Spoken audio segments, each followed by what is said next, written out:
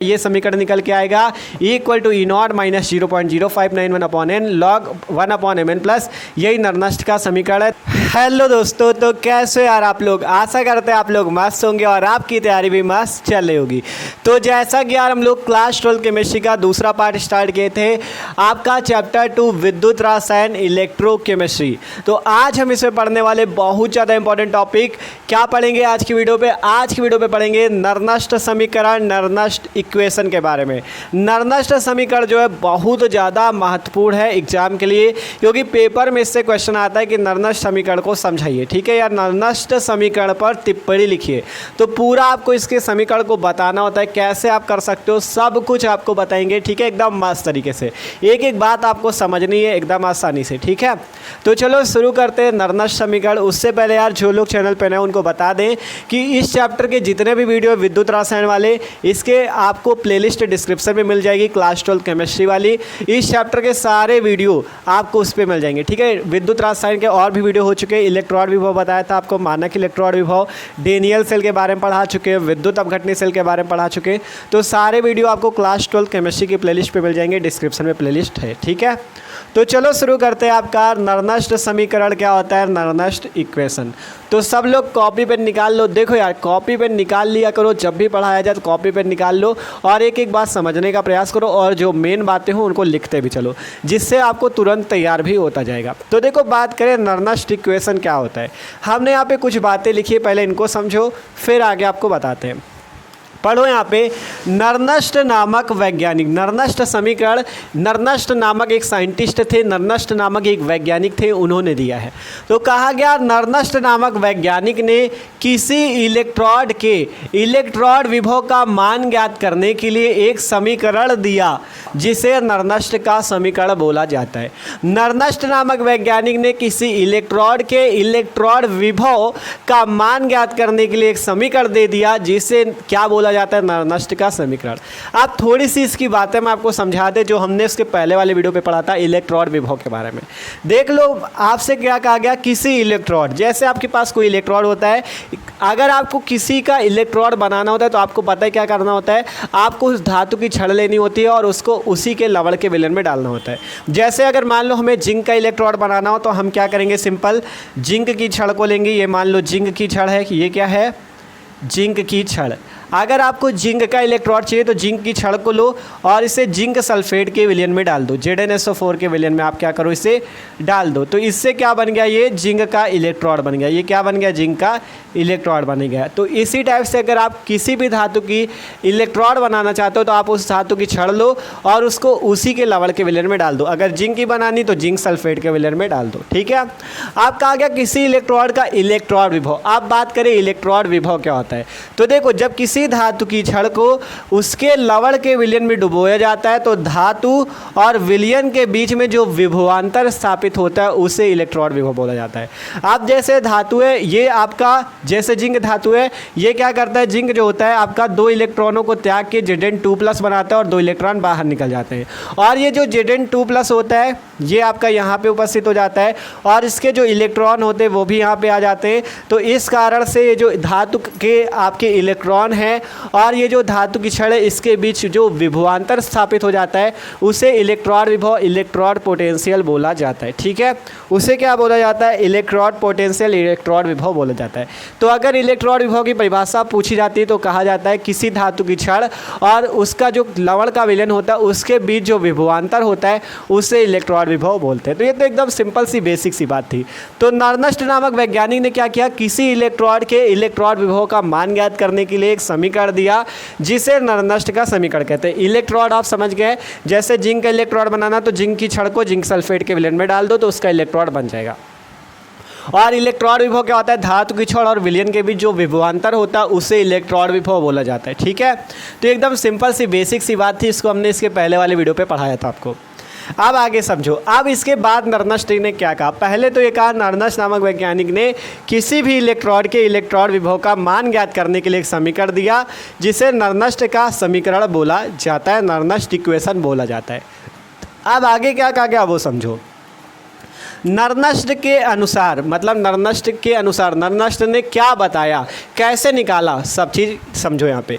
नरनस्ट के अनुसार किसी भी प्रकार के उत्क्रमणी इलेक्ट्रॉन के ताप T पर इलेक्ट्रॉन विभव E और मानक इलेक्ट्रॉन विभव E0 के बीच में निम्नलिखित संबंध होता है। क्या संबंध होता है वो आपको नीचे से पता चलेगा, ठीक है। पहले ये समझो कि किसी भी प्रकार का उत्क्रमणी इलेक्ट्रॉन, कोई भी इलेक्ट्रॉन हो, आपके पास जिंक का इलेक्ट्रॉन हो, कॉपर का इलेक्ट्रॉन हो, कोई भी धातु का इलेक्ट्रॉन हो, तो किसी भी प्रकार के उत्क्रमणी इलेक्ट्रॉन का अगर ताप T है, उसका इलेक्ट्रॉन विभव E और मानक इलेक्ट्रॉन विभव E0 है, तो आप क्या कर सकते हो, उसके बीच में संबंध बता सकते हो नरनस्ट के अनुसार, ठीक है। कैसे बता सकते हो अभी वो आपको पता चलेगा। अब मान लो कोई भी धातु है, ठीक है, कोई भी धातु हम ले रहे हैं इस टाइप से, आपके पास कोई भी धातु है और उसे क्या किया गया, उसी के विलयन में डाला गया। ये आपके पास कोई धातु है, इसे धातु को मेटल बोला जाता है इंग्लिश पे, उसे M मान सकते हो, ठीक है, उसे उसी के विलयन में डुबोया गया। तो वही चीज़ है। अब मान लो ये जो धातु है M, ठीक है, ये जो धातु M है, M फॉर मेटल, मतलब मेटल मीन्स होता है धातु, और धातु क्या होती है, ठोस होती है, इसलिए इसे लिख सकते हो S। एस का मतलब है सॉलिड, सॉलिड मीन्स होता है ठोस, एस को बोलते हैं सॉलिड, सॉलिड मीन्स ठोस, ठीक है। देखो एम एस लिखा, मतलब एम का मतलब मेटल, मेटल है कोई धातु, एस का मतलब सॉलिड, ठोस, मतलब धातु ठोस होती है, तो वही चीज़ लिखा है एम सॉलिड। अब जब ये धातु होगी तो ये क्या बनाएगा, 2 इलेक्ट्रॉनों को त्यागेगा और यहाँ पे बना लेगा Mn प्लस N इलेक्ट्रॉन, ठीक है। मान लो इस टाइप से इलेक्ट्रॉन पे एक अभिक्रिया होती है, M सॉलिड से क्या बनता है, Mn प्लस N इलेक्ट्रॉन बनता है, ठीक है। आप इस अभिक्रिया को चाहे तो यहाँ पे लिख देना, इसके बाद जब इतना लिखने के बाद आप यहाँ पे लिख देना एक लाइन छोड़ के कि M सॉलिड से क्या बनता है, Mn प्लस बनता है, प्लस N इलेक्ट्रॉन बाहर निकलते इस टाइप से, ठीक है। Mn प्लस बनता है, Mn प्लस बनता है और इलेक्ट्रॉन बाहर निकलते हैं। अब ये अभी कम समझ में आ रहा होगा।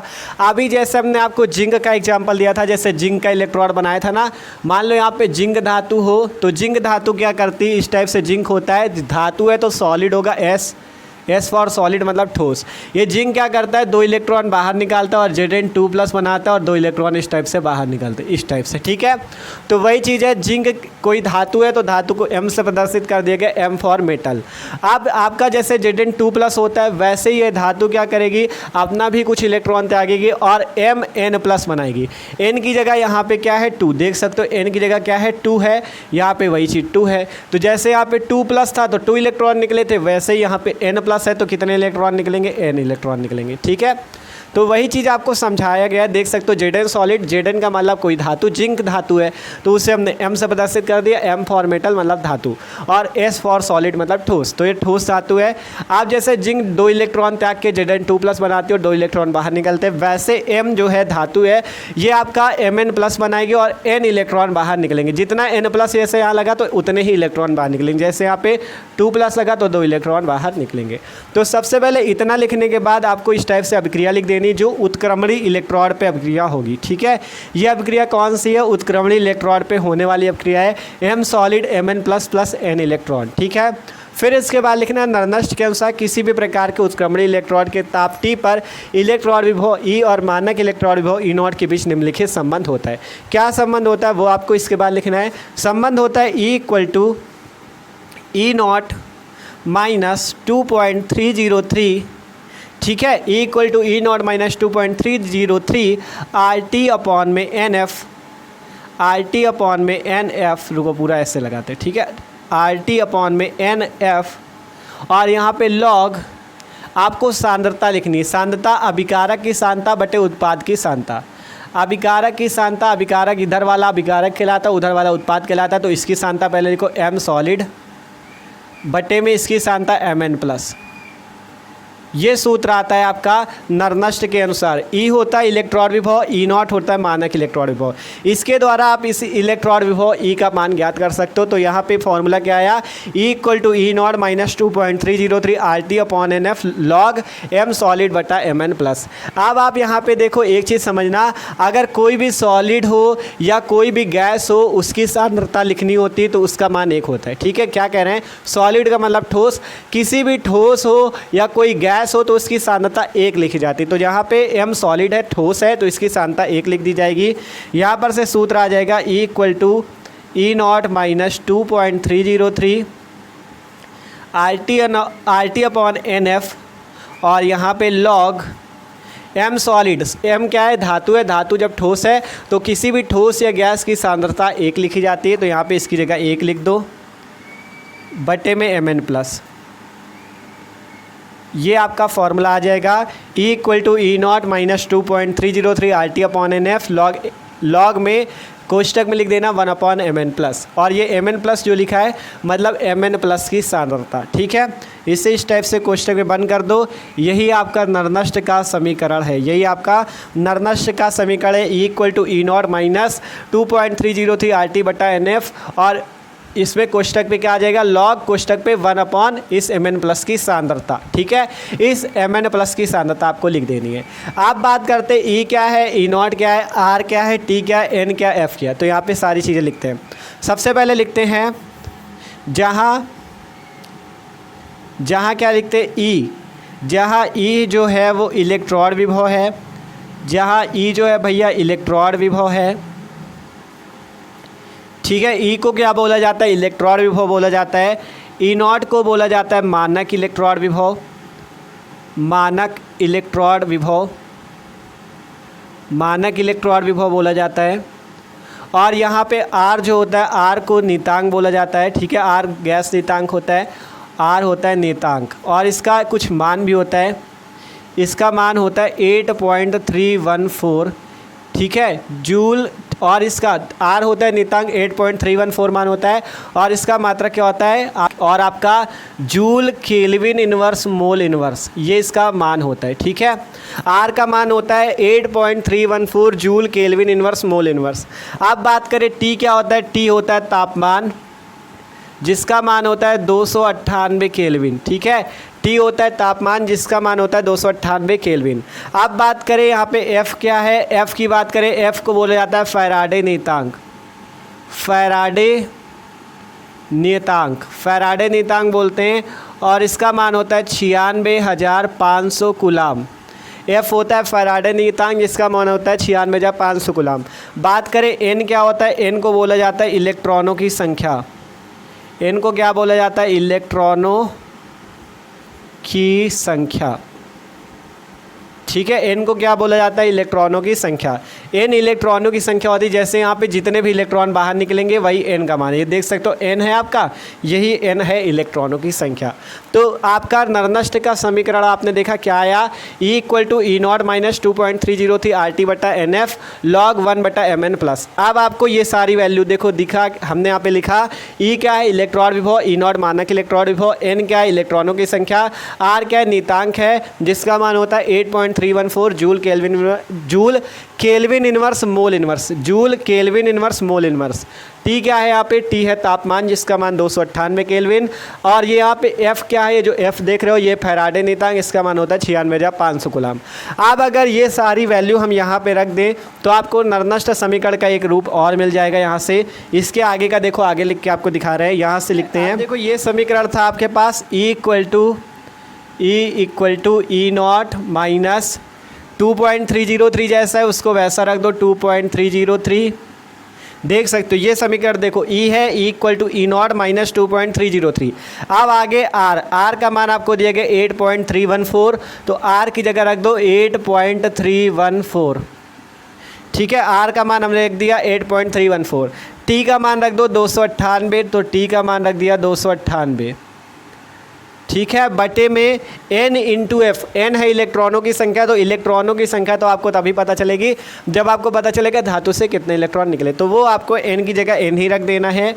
ठीक है, N रख दिया ये, और आपका F क्या है? फैराडे नियतांक जिसका मान 96,500 कूलाम, तो यहाँ पे 96,500 कूलाम रख देंगे, 96,500 कूलाम, और आगे वही चीज़ लॉग 1 बटे में Mn प्लस। ठीक है, इस टाइप से देख सकते हो, कुछ नहीं किया। E equal to E0 minus 2.303 वैसा ही है, R की जगह रख दिया 8.314, T की जगह 298 बटे में N की जगह N ही है, F की जगह 96,500, और आगे log 1 बटा Mn प्लस। आप जब आप इसकी वैल्यू पूरी सॉल्व करोगे तब यहाँ पर से आपको मिलेगा E equal to E0 minus, देखो जब आप इन तीनों ऊपर वालों का गुणा करोगे और नीचे 96 जब 500 का भाग लगाओगे तो यहाँ पे आएगा वैल्यू 0.05, ठीक है, 0.0591 में यहाँ पे ये n आ जाएगा और आगे हो जाएगा log 1 में आपका mn+ की सांद्रता, mn+ की सांद्रता इस टाइप से कोष्टक में बंद। ठीक है, ये आपका आ जाएगा नरनष्ट का समीकरण, यही नरनष्ट का समीकरण है। ठीक है, बस इतना ही करना है आपको, नीचे से लिख देना है यही नरनष्ट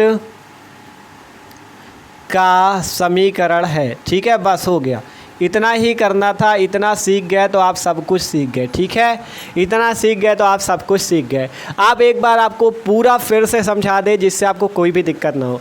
सबसे पहले बात की नरनष्ट समीकरण क्या होता है। ठीक है, ये सब आपको नहीं लिखना था, यहाँ पे केवल ये समझाने के लिए था। ठीक है, सबसे पहले हेडिंग लगी नरनष्ट समीकरण। नरनष्ट समीकरण क्या होता है, तो नरनष्ट नामक वैज्ञानिक ने क्या बताया, यहाँ पे लिखा गया नरनष्ट नामक वैज्ञानिक ने किसी इलेक्ट्रॉड के इलेक्ट्रॉन विभव का मान ज्ञात करने के लिए एक समीकरण दिया जिसे नरनष्ट का समीकरण कहा गया। आप देखो यहाँ पे ये चीज़ लिखने से पहले सबसे पहले जब ऊपर वाली लाइन लिख लेना, फिर नीचे से लिखना इलेक्ट्रॉड पर होने वाली अभिक्रिया, लिखना इलेक्ट्रॉड पर होने वाली अभिक्रिया, इलेक्ट्रॉड पर होने वाली अभिक्रिया। ये आपको इस टाइप से ब्लैक पेन से लिख देना, इलेक्ट्रॉड पर होने वाली अभिक्रिया। ठीक है, इलेक्ट्रॉड पर होने वाली अभिक्रिया वही चीज़ लिख दो, m सॉलिड, जिससे क्या बनता है mn+ बनता है प्लस n इलेक्ट्रॉन बाहर निकलते इस टाइप से। ठीक है, ये चीज़ आपको लिख देना है। पहले जब हेडिंग लगे कि नरनष्ट समीकरण, पहली लाइन लिखना नरनष्ट नामक वैज्ञानिक ने किसी इलेक्ट्रॉड के इलेक्ट्रॉन विभव का मान ज्ञात करने के लिए एक समीकरण दिया जिससे नरनष्ट का समीकरण कहते हैं। फिर लिख देना इलेक्ट्रॉड पर होने वाली अभिक्रिया m सॉलिड, जिससे mn+ प्लस n इलेक्ट्रॉन बनता है। इसके बाद जब इतना लिखने के बाद ये वाली लाइन लिखना, ठीक है, इतना लिखने के बाद ये वाली लाइन लिखना, फिर इसके बाद यहाँ से शुरू हो जाना। नरनष्ट के अनुसार किसी भी प्रकार के उत्क्रमणीय इलेक्ट्रॉड, ठीक है, यहाँ पे उत्क्रमणीय लिखा था, किसी भी प्रकार के उत्क्रमणीय इलेक्ट्रॉड के टॉप टी पर इलेक्ट्रॉन विभव ई और मानक इलेक्ट्रॉन विभव E0 के बीच निम्नलिखित संबंध होता है। क्या संबंध होता है, E = E0 - 2.303 RT/NF log, आपको सबसे पहले इसकी सांद्रता m सॉलिड की सांद्रता बटे में mn+ की सांद्रता लिख देनी है। ठीक है, अब यहाँ पर से आपसे हमने कहा अगर कोई भी सॉलिड है या कोई भी गैस है तो उसकी सांद्रता, ठीक है, कोई भी सॉलिड मतलब कोई भी ठोस है और कोई भी गैस है तो उसकी सांद्रता 1 होती है, उसकी सांद्रता 1 होती है। तो यहाँ पे m सॉलिड है, m का मतलब धातु, मेटल, धातु ठोस होती है तो ठोस की सांद्रता 1 लिख दिया गया। तो यहाँ से आया E = E0 - 2.303 RT/NF log 1 में mn+, ये नरनष्ट का समीकरण आया। अगर आप यहाँ पे इसकी वैल्यू रखते हो तो ये समीकरण भी आ जाता है, ये भी नरनष्ट का ही समीकरण है। ठीक है, ये वाला। अब यहाँ पर से लिखा गया जहाँ E इलेक्ट्रॉन विभव, E0 मानक इलेक्ट्रॉन विभव, n इलेक्ट्रॉनों की संख्या, R नियतांक जिसका मान 8.314 joule kelvin inverse mole inverse, T तापमान जिसका मान ये है 298 केल्विन, F का मान फैराडे नियतांक 96,500 गुलाम। ये सारी वैल्यू आपको यहाँ पे रखनी है, तब आपका ये समीकरण निकल के आएगा E = E0 - 0.0591/n log 1/mn+, यही नरनष्ट का समीकरण है। तो आराम से जितने नंबर पे भी पूछा जाएगा, ठीक है, एग्जाम में 3 नंबर या 5 नंबर जितने में भी आएगा आप आराम से पूरे नंबर पा जाओगे। बस इतना लिख देना, पहले ये वाली लाइन, फिर इसको लिख देना, फिर इसके बाद यहाँ से पूरा यहाँ तक आ जाना। ठीक है, तो मस्त तरीके से आशा करते हैं सब लोग समझ चुके हो नरनष्ट समीकरण को, नरनष्ट इक्वेशन को। इतना लिख देते हो तो यार कोई भी आपके नंबर पेपर में काट नहीं सकता। ठीक है, तो आशा करते हैं सबको समझ में आ चुका है। तो समझ में आ गया हो यार तो वीडियो को लाइक कर लो भाई, और चैनल पे नए हो तो सब्सक्राइब कर लो। ठीक है, और इस चैप्टर के जितने भी वीडियो आपसे बताया कि डिस्क्रिप्शन में प्लेलिस्ट है क्लास 12 केमिस्ट्री की, उस पर जाके आप सारे वीडियो भी देख सकते हो। और यार वीडियो को अपने दोस्तों के साथ भी शेयर किया करो, उनके साथ भी भेजा करो, जिससे वो भी अपनी तैयारी मस्त कर सके और एग्जाम में अच्छे नंबर ला सके। ठीक है, केमिस्ट्री की भी तैयारी हो रही है चैनल पर, फिजिक्स की भी हो रही है, तो मस्त तैयारी आप लोग करो और अच्छे नंबर लाओ। ठीक है, तो चैनल को सब्सक्राइब कर लो और इसका स्क्रीनशॉट भी कर लो।